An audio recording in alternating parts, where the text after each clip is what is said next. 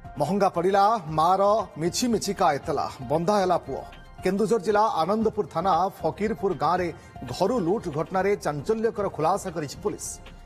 घर सुना लुट नहीं फकीरपुर गांव पुष्पावती नाथ थाना एतला रही मात्र पुओ गेम खेली हारी सुना बिक्री करथिबा जानिथिले मां किंतु बापांकर भयरे मां मुखापिंधा लुटेरा लुट करथिबा नै एतला करथिले।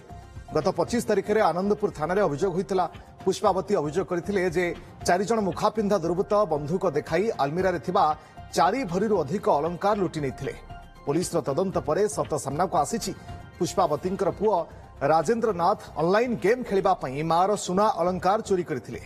पुलिस राजेंद्र नाथन को गिरफ्त करिछि।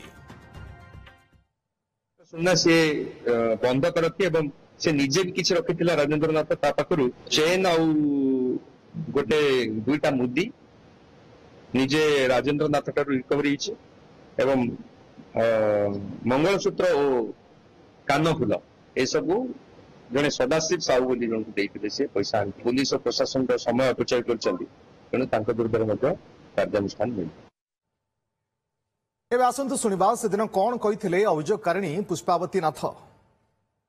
4 जण पिला आसिले आसिकी मते पचारले प्रफुल्ल बाबू घर अछंती ना मने स्कूल अछंती तापरे मु घर को पसिला भितर से मो पछे पछे गला जाई कबाटा दे देगी मते बंधुक देखैकी कहला होती गडरे चाबी दे मो 2-3 थर गला मारी देनी गडरे चाबी न देने एमती कहला मु डरी की चाबी देनी